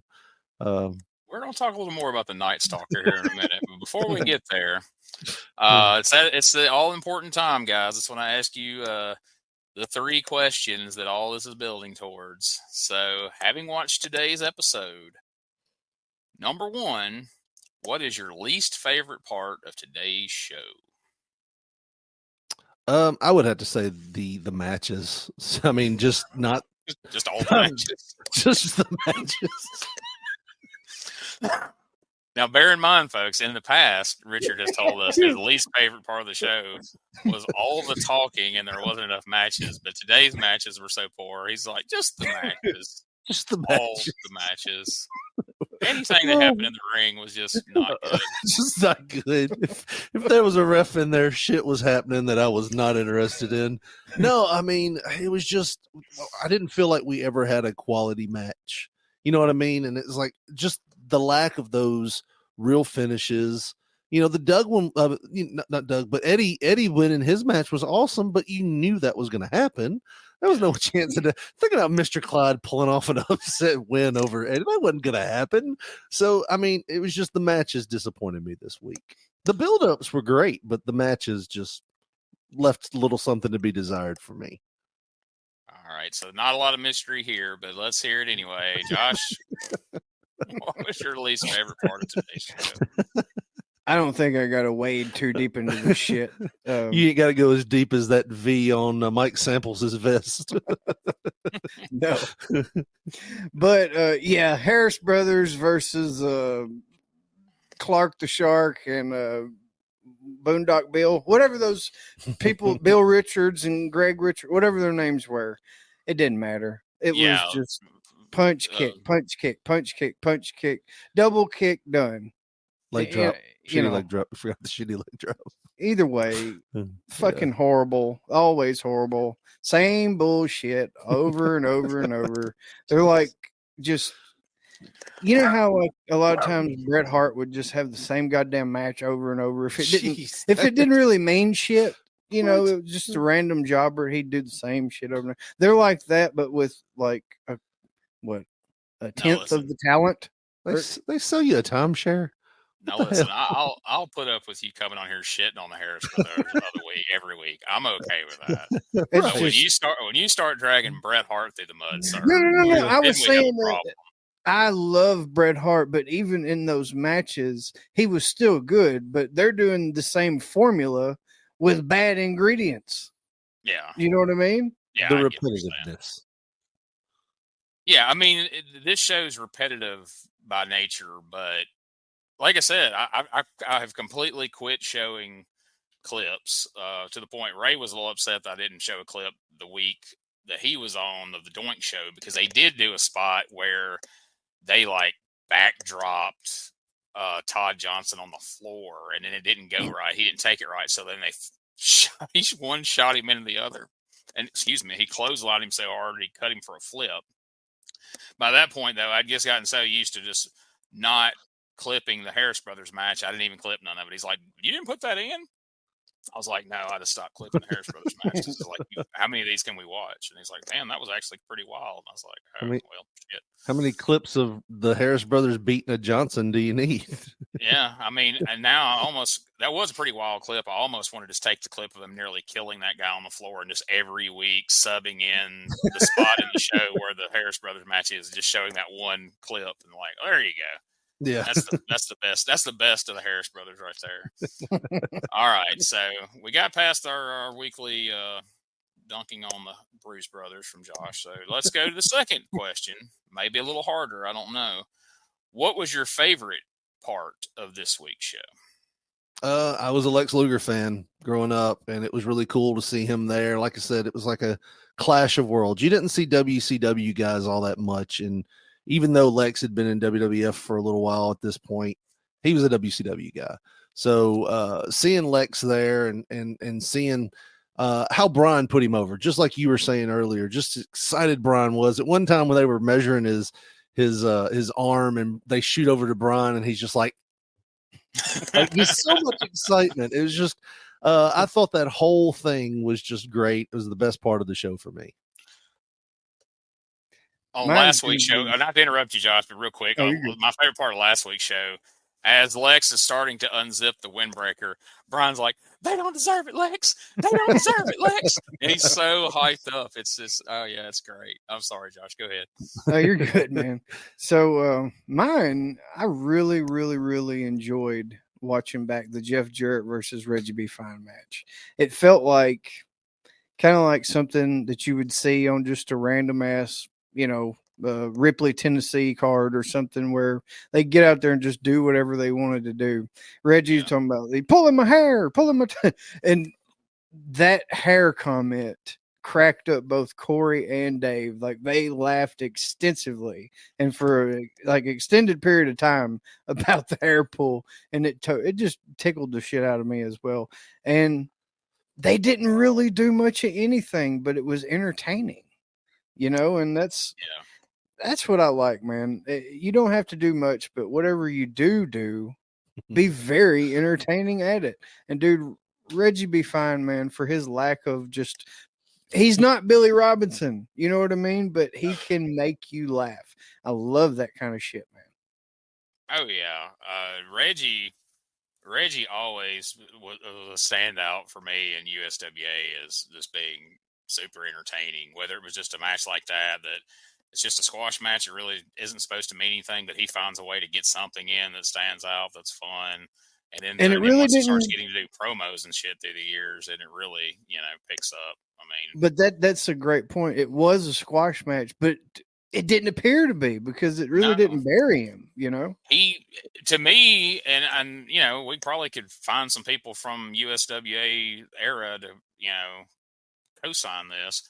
I think he got himself over, like he earned his way out of being an enhancement guy because he was just that, he was so entertaining. They're like, let's do something with him. Like, hell, why are we wasting him out there putting people over when, and he still continued to, he pretty much through most of his career, he put people over, but now he also beat Lawler for the damn unified title at some point, but no matter what he was doing, he found a way to make it entertaining, and that was the secret to wrestling in the end. A lot of people are like, well, you got to figure out how to kiss the right butts and all that, and yeah, there's an element of that, but Reggie just found a way to, whatever they gave him to do, he made it as entertaining as he possibly could. And a lot of times, like this little spot with the hair thing in the comment, like more entertaining than it had any right to be. And people start to, even if he's a bad guy, they don't like him, if somebody makes you laugh or you find them amusing, you want to see them, whether you want to see them get beat or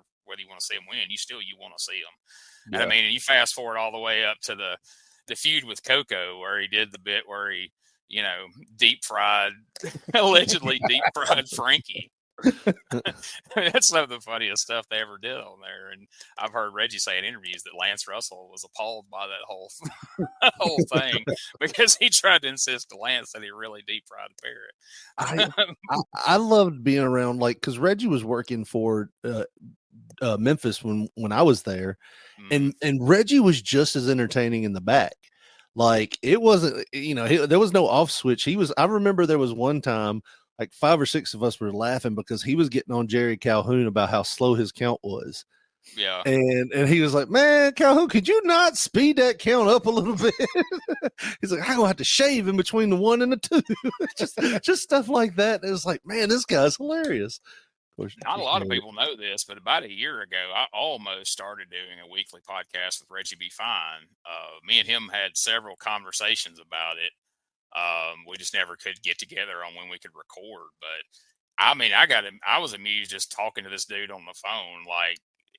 Talking to Reggie on the phone is just like Reggie you hear in promos. He would say all the same wild shit, and I was entertained just talking to the guy.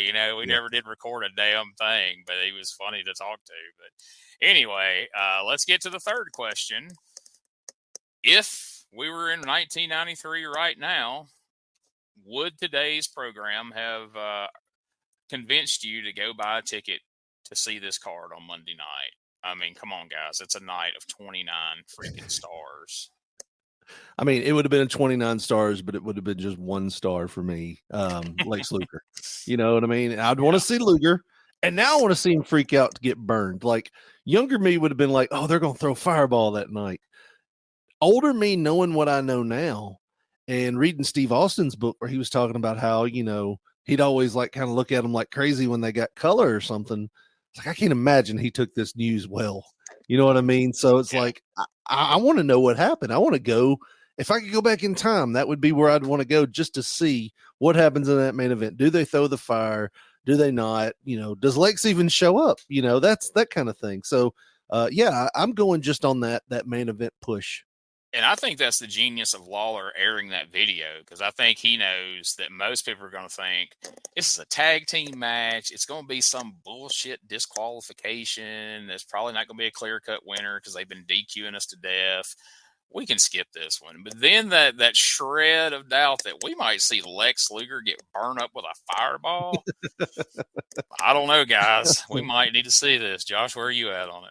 Dude, they really put that over, and that was my second favorite part of the show was the Brian Christopher, Prentice, Luger, and Jarrett and Lawler, just that whole promo and incident. Because honestly, man, that was one of my, when I think back to what are like some of my favorite points of Memphis wrestling, the promo videos, getting shit over. They work so well in Memphis, better than any other promotion I think that they ever did videos, as far as I'm concerned.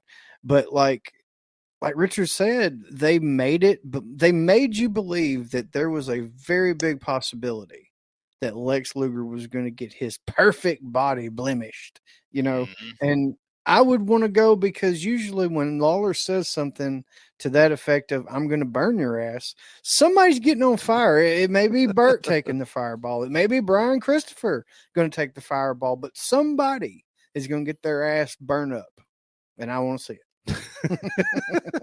Good call. Now we don't, so far in this show, we don't ever turn these questions back around on me, but I'm going to say my least favorite part of the show was all the DQs in the matches. My favorite part of the show was getting to see the clip of Bert and the Rock and Roll Phantom rocking out before the Jarrett and Rock and Roll Phantom match.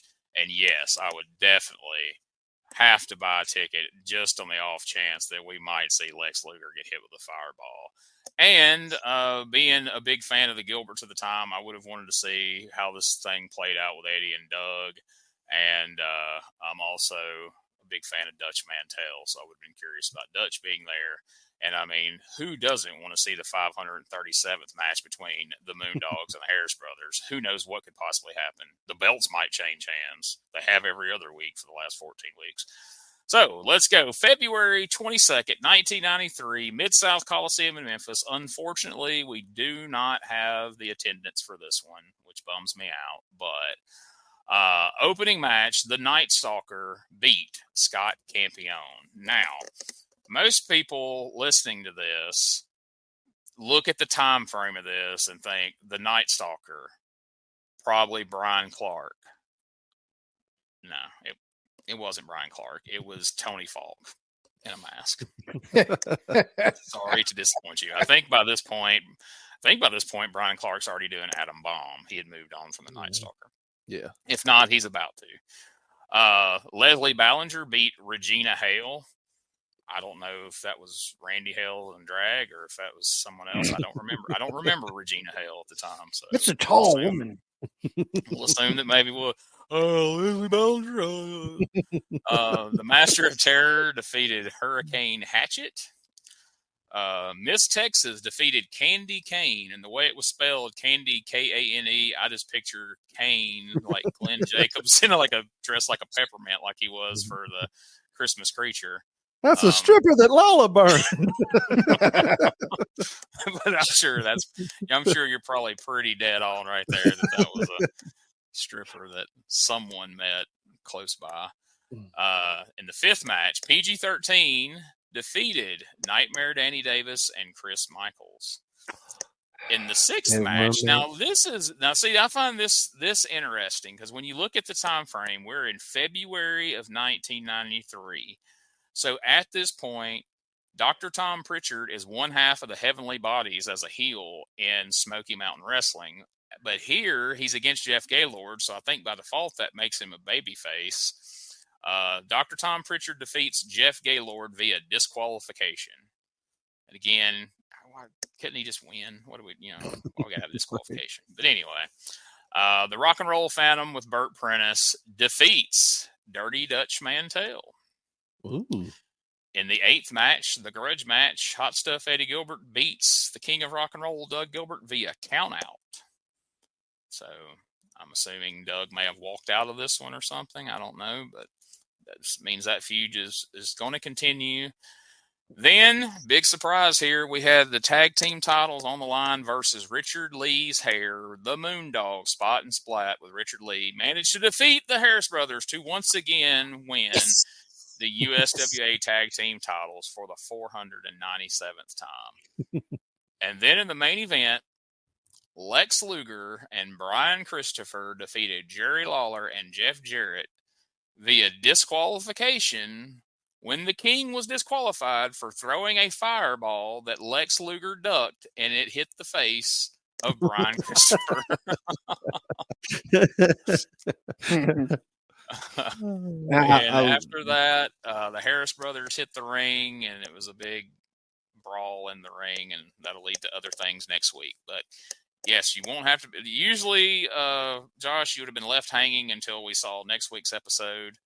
But I cheated and looked ahead because I wanted to know how this played out as well, and so that's what happened. Lawler pulls out a fireball, he throws it, and kudos to Luger. The timing was just right. He ducked, and it engulfed Brian's entire upper body. It was, Jeez. I guess Lawler must have pulled out a toilet paper size roll of flash paper. If you imagine that would hit Luger, that would have hit Luger with all that oil on him. He'd still be burning. He'd be fried. Yeah. Oh yeah, he would have went up like Michael Jackson in that old Pepsi video back in the day. It would have been terrible. Well, all right, guys, it's been great to have you back. Yeah. So, folks, if you're watching, please rate, review, and leave us a comment wherever you're listening to this podcast right now. We'd greatly appreciate it. It helps things out a lot if you do that. If you're watching the video cast at YouTube, make sure you subscribe to the YouTube channel and like the video and leave us a comment there. We'd love to hear from you. Are you liking what we're doing? Are we being too silly with some of the stuff? What do you like? What do you don't like? I'm not telling we're going to change anything because I'm sorry. Comment card. You try to be serious about some of this shit, and let's see how it goes. That's all I can say. But P3 Radio, check out these guys' podcast. It's a lot of fun. It's the letter P, the number 3, and radio. Anywhere you get your podcast, you can listen to these guys each and every week, because even when they weren't here, they went through the trouble of pre-recording episodes where they did not miss a week. You guys have consistently been pumping out episodes of P3 Radio for how long? 7, 8 years? How long have we been doing this? It's been a long damn time. So August of 2017.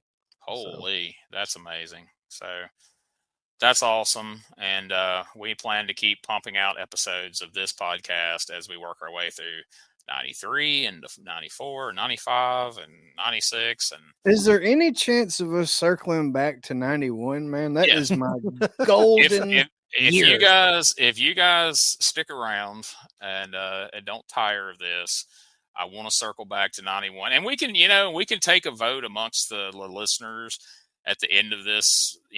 At the end of 93, we could either circle back then and hit 91, 92, and then jump over 93 to 94, or we can move to through 94 and then go back. It don't matter. This shit all happened a long time ago, so we don't necessarily have to go in sequence.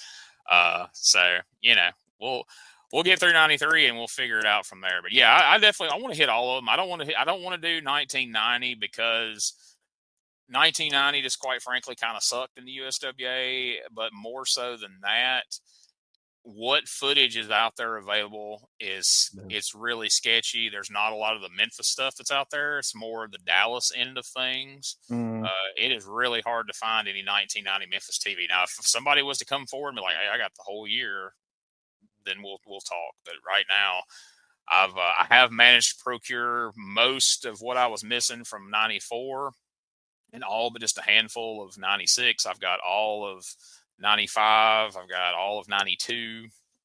I've got almost all of 91. I'm getting there. So there's I know one particular episode that's not on YouTube that I have a VHS of. I haven't uploaded anything because I'm not really sure on how to do all that yet. I may have to get if we decide to do 91, I may have to get with you on that. If nothing else, I'll have you send me the tape and I can transfer it and put it on DVD and YouTube and all that. It's just one from a random February in 91. Nice. And remember, folks, we have a Facebook that we now almost have 2,700 followers on.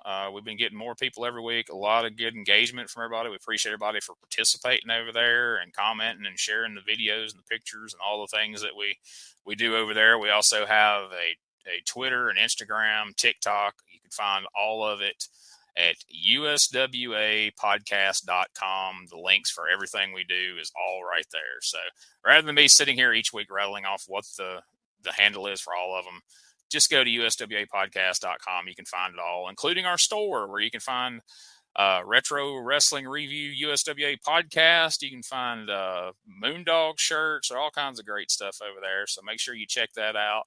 You can check out our YouTube channel where all these USWA TV episodes I was just referring to, the new ones I found. We've got, like I say, full years of USWA over at RetroWrestlingNetwork.com, and that link is also available at USWApodcast.com as well. If you have any questions or comments, you can email us at USWApodcast@outlook.com. Guys, I've been getting a lot of great feedback via the email and the Facebook. Like, man, we've got folks listening over in the UK. I've heard from some folks in Australia. People from all over the place are listening to the podcast and they're enjoying it. I've got wrestlers reaching out that would like to come on and talk about their time in USWA. So really, really excited about the amount of feedback that we're getting. So you guys keep it coming. We really appreciate it. And, we started doing this just because we love USWA wrestling and we have fun talking about it. But to find out that you guys have fun listening to it, I mean, even better. So check out this and all the great podcasts over at WrestleCopia.com. Ray Russell has all kinds of great podcasts over there, not just about Memphis, but we've got the USWA in 93, we've got Memphis in 1985, but he's also got, Georgia 1981, UWF 1986. He's covering WWF in 1988 on the Wrestling Memory Grenade. He's got a Patreon that for just $5 a month, he puts out a ton of great content. So make sure you check all that out over at WrestleCopia.com. And last but not least, coming up in August, I'm going to be hosting a new podcast alongside this one, Dangerous Conversations with Dangerous Doug Gilbert. Each week, I'm going to be sitting down with Doug Gilbert, and me and him are going to be talking about his career, Eddie's career, his father, Tommy Gilbert. He's got a lot of friends in the business that he's already reached out to who are going to be looking to come on the podcast and talk with us about things as well. Should be a lot of fun. Should be pretty insightful because, as you guys know, Doug hasn't been doing a bunch of these podcasts. He's only done one shoot interview that I know of several years ago. So got a chance to hang out with Doug in Jonesboro at the Legends of Memphis Fan Fest. He's super excited about this project. He's got a ton of stories to tell. So I'm really looking forward to that. And I know I'm going to have some questions for him right out of the gate about some of what we've seen on recent Memphis television, because I really want to know all about this King of Rock and Roll thing and about this feud with Eddie that we're watching right now. So, guys, once again, it's great to have y'all back. Thank y'all for doing this, and I look forward to next week's episode, and we see what Brian Christopher has to say about getting his head set on fire. That should be fun. Can't wait. No, I remember exactly what happens. I can't wait either. It's great. All right, folks. We'll check you back here next week. Remember, USWApodcast.com as well as WrestleCopia.com.